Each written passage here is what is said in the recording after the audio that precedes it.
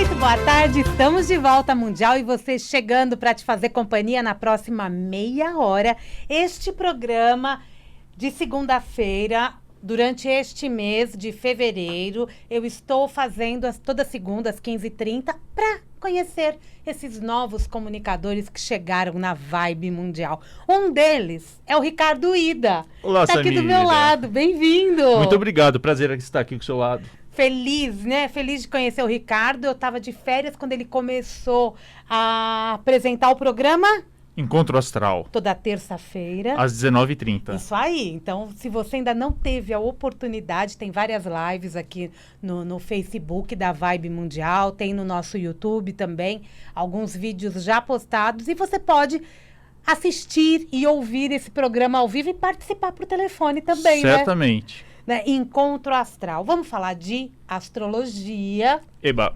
Não é? Esse é um dos temas que o Ricardo traz, né, nesse programa. Apesar de que deixa eu já agradecer o livro Guia para Quem Tem Guias, que é do Ricardo Ida e da Bárbara Barreto, Desmistificando a Umbanda. É um outro assunto, a gente bate um papo sobre isso em outro momento. Vai ser também um prazer. Muito obrigada, viu? E tá aqui o livro já, ele me falou que tem em todas as livrarias.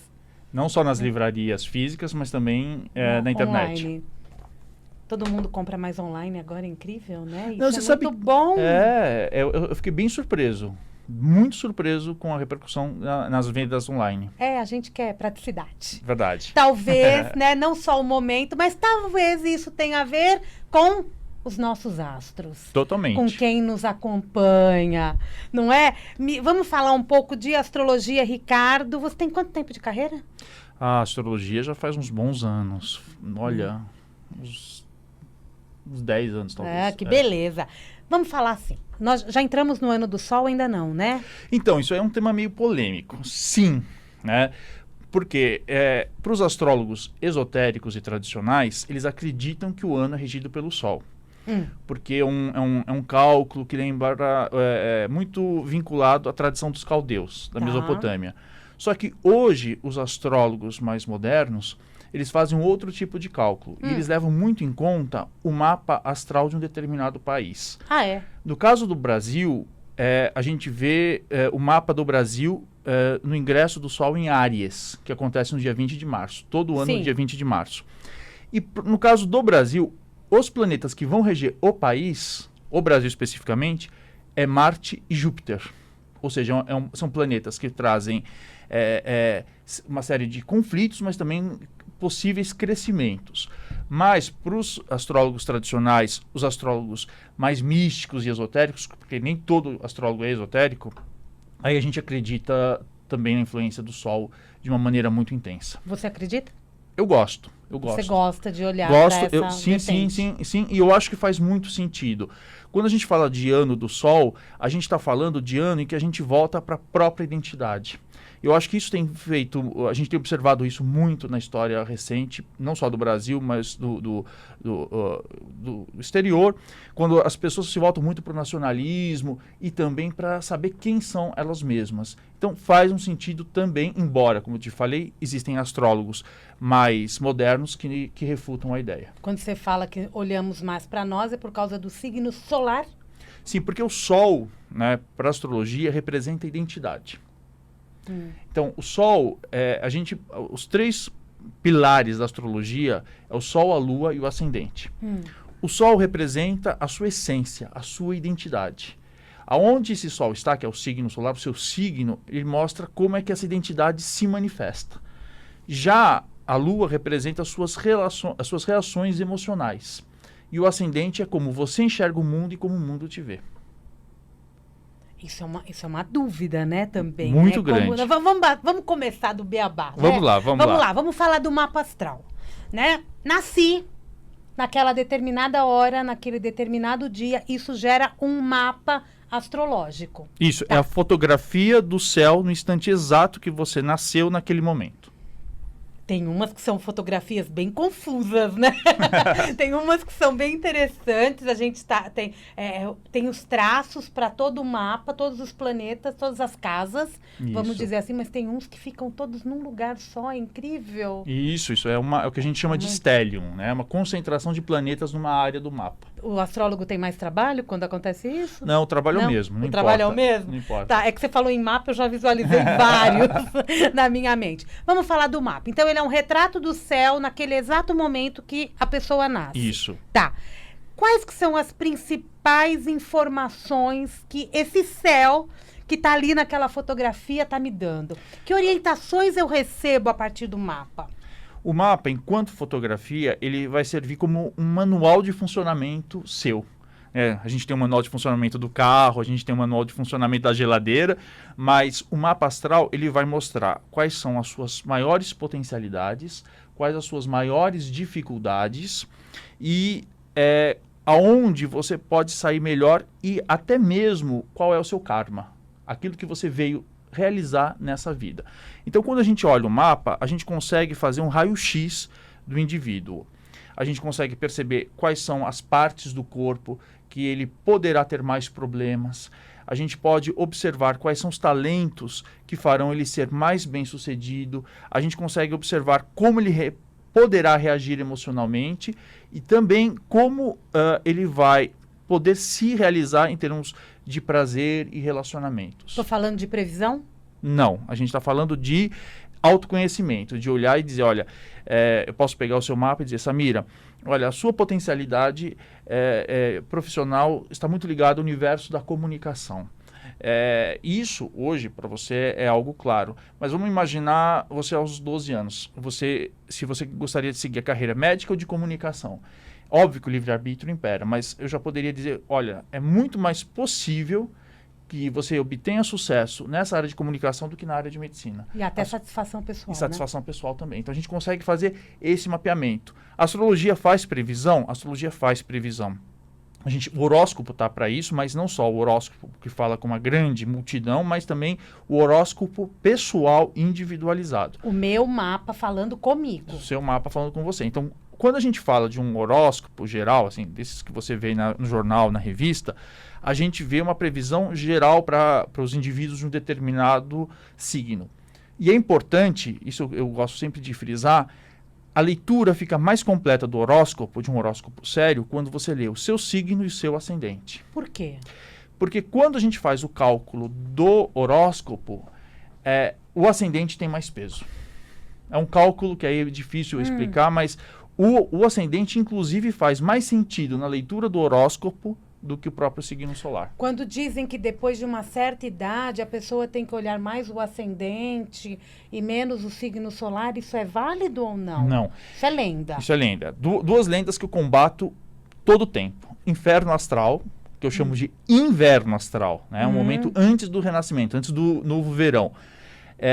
E ascendente. Essa história do ascendente ser uma leitura após os 30 anos, ela, na verdade, não faz sentido, não tem explicação nenhuma dentro da astrologia. Tá, então vamos falar um pouco do ascendente, tá?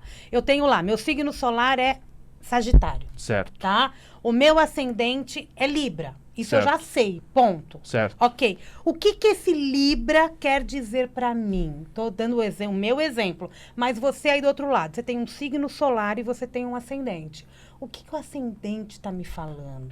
O signo é a tua essência. Então, se você tem um signo de Libra, você tende a buscar o equilíbrio nas relações. A questão da estética é muito importante na sua vida. Tudo isso enquanto essência. O Sagitário, ele fala muito sobre o lado aventureiro, a vontade de desbravar, a vontade de conhecer. Então, ele diz, e no geral acontece isso, as pessoas tendem muito mais, quando elas não te conhecem a fundo, falar, você tem uma coisa de Sagitário aí muito forte, porque a forma como você se apresenta ao mundo, muitas vezes é mais sagitariana do que libriana. Entendi. O signo, ao contrário. No meu caso é o contrário. Se o seu signo é Sagitário. Sagitário, desculpa. Então, o meu Libra tende a ficar muito mais evidente para as pessoas que não te conhecem do que o lado sagitariano. Então as pessoas podem dizer, nossa, você é uma pessoa que sabe se relacionar bem, uma pessoa que consegue buscar um certo equilíbrio nas relações, até porque é um signo muito de ar, né, Libra. O Libra. Enquanto o Sagitário é um signo de fogo. E o signo de fogo é aquele signo que vai querer construir, vai querer desbravar e vai querer empreender. Um fato importante, temos os signos de fogo, ar, água e terra, né? Certo. Porém, por exemplo, no mapa, tem um momento lá que quando a gente vai olhar, pode ser que eu, como Sagitário, não tenho tanto fogo nas outras casas. Por exemplo, eu posso ter muita terra. Verdade. Né? E isso também são informações que para vocês é importante. Totalmente. Quando a gente faz um mapa, a gente observa, como eu falei, o signo, né, o Sol, onde está o Sol, onde está a Lua, o ascendente. Mas a gente vê também o que a gente chama de tônica, que é o perfume, é onde existe a maior concentração de elementos dentro de um mapa. E ele pode estar no elemento terra, no elemento água, ou no elemento ar ou fogo. E também ele pode ser um elemento que a gente chama de cardinal, que é um elemento que é o empreendedor, aquele que dá início a alguma coisa, o fixo, que tende à estabilidade, e o mutável, que tende à transformação. Então, e os signos, quando a gente faz, são 12 signos do zodíaco. Cada um desses signos, a gente vai ver se eles são da terra, do fogo, da água e do ar, ou se eles são fixos, cardinais ou mutáveis também. Ou seja, mostra muito isso. Então, um signo fixo é aquele signo que tem dificuldades com mudanças. Né? Um signo mutável é aquele que faz as mudanças a partir de uma situação já existente. Uhum. E um signo cardinal é aquele que começa um novo ciclo. E já é determinado quais são os signos fixos? Não. Sim, a gente já tem. Tem isso na construção dos próprios signos, a gente leva isso em conta. Por exemplo, Áries é um signo cardinal. Ok. Né? Um signo cardinal do fogo. Então, Touro já é um signo fixo. Por isso que os taurinos tendem a ser mais estáveis, buscar a estabilidade. Agora nós estamos no Aquário, né? Nós estamos com Sol em Aquário. Sol em Aquário. Parabéns, aquarianos. Parabéns. Não é? Parabéns. A gente vai dando parabéns todo mês aqui, né? Parabéns. Você falou da Lua. Certo. Que informações a Lua me traz? Porque normalmente a gente fala assim, o meu signo é tal, meu ascendente é tal, e tem aquela coisa, a minha Lua é tal. O que a Lua fala sobre mim? A Lua é memórias, fala muito das suas memórias, fala muito da sua reação emocional, e muitas vezes a forma como você enxerga a sua mãe. A mãe? A mãe. Então, por exemplo, eu vou dar um exemplo meu. Minha mãe é uma taurina, né? E eu tenho uma lua em Capricórnio. Ela não é... Eu olho a minha mãe e eu enxergo ela uma figura que impõe respeito, que tem uma certa autoridade, que sempre buscou muito a disciplina, né? Essa é uma percepção que eu tenho em relação à minha mãe. Uma lua em Capricórnio, ela também, como te falei, ela dá uma resposta emocional. Como é que você responde emocionalmente? Pessoas com lua em Capricórnio, elas tendem a responder emocionalmente até de uma forma autoritária um pouco. Então, assim, é aquela pessoa que diz assim, quando muito contrariada, ela impõe uma certa autoridade como forma de resposta emocional. Então, isso vem da Lua e não do signo ou do ascendente dela. Isso vem da Lua. Emoções muito a ver com a Lua. Então, e isso eu até falei num programa e as pessoas gostaram e mandaram uma série de mensagens.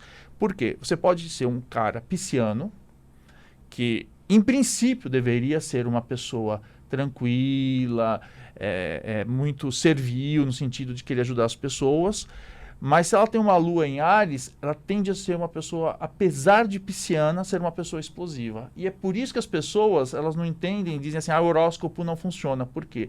Porque quando elas leem um signo, elas esquecem que elas têm milhões de outras coisas que fazem delas diferente, como a lua e o ascendente.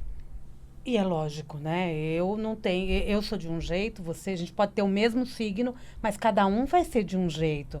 Porque essas informações, elas são importantes pra gente. Totalmente. E é o que vai ditar o que a gente vai tocar na vida, né? Perfeito. E eu digo para você, nada é mais bonito do que você olhar os mapas astrais e você ver como as pessoas realmente nasceram diferentes e elas têm que valorizar essa diferença. Os gêmeos são diferentes, né? Os gêmeos são diferentes. Apesar, Primeiro porque existe uma diferença de minutos no nascimento de um e o outro. E às vezes, cada 4 minutos muda 1 grau no mapa. Isso tem uma certa diferença. Depois, porque você pode ter a mesma essência, mas você pode vivenciar essa essência de maneiras diferentes. Agora, existem estudos na astrologia, e vários já disponíveis, que mostram, por exemplo, quando gêmeos separados, quando crianças, e vão morar em países diferentes, acabam ainda assim, muitas vezes, seguindo as mesmas profissões, casando com o mesmo tipo de pessoa. Isso existe uma literatura, estudos muito sérios mostrando isso. Gêmeos separados, no momento do nascimento, que tiveram vidas muito semelhantes em lugares completamente diferentes. E se encontrarem, vai ter aquela combinação, né? Porque eles vão ter uma capacidade melhor de enxergar um ao outro, né? Ou não, né? Será? Sei lá, às vezes o espelho... Não tem a história do espelho? O que te incomoda é o que eu tenho mais? Pois é, verdade. Né? Tem isso também, né? Né, Jean? Aqui tem vários leoninos, aqui na rádio, e tem vários sagitarianos. O que é bacana, o que faz... Né? O que dá uma vida ao negócio, né? Uma vida à empresa. É movimento, né? É muito movimento. É movimento. Em relação às outras casas do mapa, que a gente fala muito, né, da Lua, mas a gente tem outros planetas que também têm muita importância em cima, né, da nossa vida. Sim. Fala um pouquinho de cada um, tem que ser rápido. Ah, tá certo, vamos lá. Não, mas assim, o que é importante, o que é primordial eu entender? E outra coisa importante, eu faço a minha primeira leitura de mapa, é o geral. É interessante eu fazer anual? Ah, sim. Primeiro porque a cada ano você vai descobrindo coisas novas na sua vida pelas próprias experiências. Depois, porque cada ano, você falou de casas, né? Para a gente explicar para o ouvinte. O mapa é dividido em 12 casas. São 12 áreas da vida, que começa desde a sua infância ou da sua apresentação pessoal, passando por relacionamento, como você lida com prazer, como você lida com a sexualidade, como você lida com o dinheiro, etc. São 12 áreas. Dependendo do ano, os planetas vão se movimentando, né, durante o movimento de rotação em torno de translação em torno do Sol. Então, ano após ano, áreas específicas da sua vida vão ganhando uma importância maior. Um ano pode ser o casamento, depois pode ser o dinheiro, não é, por conta desses movimentos dos astros. Cada astro tem, assim, a sua importância. Então, Mercúrio tem muito a ver com a forma como você pensa e como você se comunica, né? É um planeta importante para a questão da comunicação. Vênus, como você se relaciona, né? Quando a gente fala de Marte, Marte diz do seu fogo, da sua vontade de conquistar as coisas, da sua vontade de avançar. A gente vai para falar de Júpiter. Júpiter tem a ver com crescimento, tem a ver com a sua fé, tem a ver com o seu otimismo. Saturno é um planeta que fala de limites, fala de estrutura. Então, aonde você tiver o seu Saturno no seu mapa, por exemplo, é aonde você se sente mais limitado na vida e aonde você precisa agir com mais disciplina, porque se você não agir com disciplina, a sua vida desmorona. Quando a gente fala de Netuno, a gente está falando de inspiração, a gente está falando de sonhos. Quando a gente fala de Urano, a gente está falando de liberdade, né? de rupturas, de coisas que precisam ser rompidas na sua vida. E quando a gente fala de Plutão, a gente fala de renascimento, do renascer, do reconstruir. Então, esses mapas, eles vão se combinando, e onde eles estiverem na área da sua vida, são áreas onde eles vão exercer esse poder. Por exemplo, a área onde estiver Plutão é uma área onde você constantemente está em renovação, em renascimento. Onde você tem Saturno é onde você realmente precisa agir com muita disciplina. Onde você tem Júpiter é onde você tende a crescer, a ter mais sorte na vida, mas também, às vezes, exagerar. Então, esses planetas distribuídos, o importante é que, às vezes, se eles tiverem, por exemplo, uma pessoa que tem tudo muito dentro de um signo, como você falou, que eu chamo de estélio, então, aquela casa, ela domina muito o mapa de uma pessoa. Então, uma pessoa que passa aquele assunto, enquanto outras pessoas conseguem ter uma harmonia, um equilíbrio maior entre outras áreas da vida, uma pessoa que tem um estélio dentro do mapa, aquele assunto, aquela casa, fica sempre presente a vida inteira na vida da pessoa. Tem uma extrema importância. Totalmente, né? totalmente. E as outras que estão vazias? Não significa que as pessoas falam, eu não tenho um mapa, então... Não, gente... Não tenho nada, em Vênus eu não tenho nada, então eu não tenho relacionamento. Não, às vezes as pessoas... E a gente diz assim, não, são as áreas que você não tem nenhum planeta no mapa, são áreas que elas fluem normalmente. Não tem muita preocupação também, não tem muita preocupação. As coisas acontecem tranquilamente, você não tem grandes problemas, nem pepino, nem grandes também surpresas nessas áreas. Que beleza, fica mais calminho. Não é? Não é? Você dá curso? Eu dou curso. Dá curso, dá atendimento? Eu gosto mais dos atendimentos do que de curso. Até porque é a oportunidade que a gente tem de ajudar as pessoas no autoconhecimento, como eu te falei. E esse bate-papo dá bastante orientação, né? Dá. E uma das coisas mais incríveis é as pessoas se perceberem, isso é um ponto principal, e elas aprenderem a se gostar. Porque um dos problemas que a gente encontra muito na consulta astrológica é que as pessoas elas vêm com a expectativa de quererem ser pessoas diferentes do que elas realmente são. E quando a gente mostra que a natureza foi muito sábia e desenhou ela perfeita, com aquelas potencialidades, elas se sentem muito mais acolhidas e muito mais entendidas. E aí elas acabam justificando, muitas vezes, as boas escolhas que elas fizeram. Não é? Porque tem momentos que as pessoas acham que foi azar, que foi sorte. Não, tem momentos em que o mapa, efetivamente, o destino se cumpriu. E aí ela não teria como ter um caminho diferente. Porque aprendizado. É aprendizado. E quando... Opa, caiu minha caneta. E quando você fala da astrologia kármica, é o mesmo estudo, mas com informações a mais, ou você já inclui? Não, o mapa é o mesmo, mas a gente passa a observar o cenário onde foi a última encarnação da pessoa, a última vida da pessoa, e a gente traz as informações importantes da onde está o karma dela, onde é que ela precisa efetivamente trabalhar para que essa existência, essa encarnação tenha valido a pena. E o curioso é que mesmo eu falando do kármico, eu estou falando de ciência. Você está falando também de ciência. Ciência, a astrologia é uma ciência. É um campo de saber porque não é adivinhação. Com todos os respeito a vários oráculos, até porque eu também sou tarólogo, mas a astrologia é uma repetição de padrões. Ou seja, durante 6.000 anos, o homem olhou para o céu e verificou que toda vez que a Lua estava naquela posição, acontecia alguma coisa. Toda vez que o Marte estava naquela posição, um fato se repetia. Isso é muito comum a gente ver na Lua. Né? Eu brinco com os meus amigos médicos.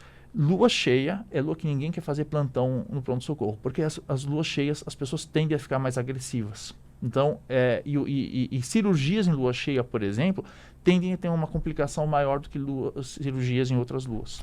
Consulte sempre um astrólogo. Telefone de contato, Ricardo. É o 11 97 603 8310. Repete. 11 97 603 8310. No nosso site você tem um outro número, é para ouvinte? Aquele é para ouvinte e para o WhatsApp. Por causa do programa, Isso, né? Isso, é porque a gente atende muitas solicitações no programa também. Muito bem. O telefone de contato do Ricardo Ida é 97603-8310. 97603-8310. O teu atendimento é presencial? A gente pode fazer tanto por presencial quanto por Skype. Tem muita gente de fora que faz, né? Aí, você pode, gente. Tá longe, não tem problema. Tá chovendo em São Paulo, você não consegue se deslocar? Ricardo, Skype é a não solução. consigo. Ricardo, tá impossível passar pela cidade hoje. É, porque não tem essa questão da energia na astrologia. É uma leitura, essencialmente, como eu falei, do momento que você nasceu. Mensagem final. Gente, a astrologia, ela aponta caminhos. A gente fala que ela mas ela não é fatalista. A astrologia serve para você ter o autoconhecimento e como, na previsão do tempo, você saber momentos que podem ser mais turbulentos ou não e tomar as devidas previsões, as devidas precauções. Mas isso não vai, em momento algum, a astrologia determinar quem você é.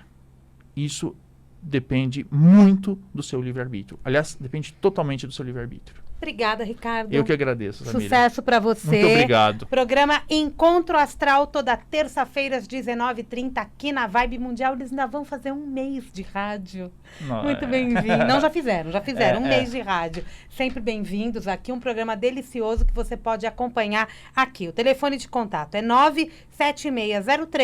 97603-8310. E Instagram, Ricardo. É Ida Ricardo. Ida com H. Com H, de hotel. Ida Ricardo. Gente, um grande beijo. Eu volto. Daqui a pouquinho tem Jornal da Boa Notícia. Até lá. Beijos, beijos.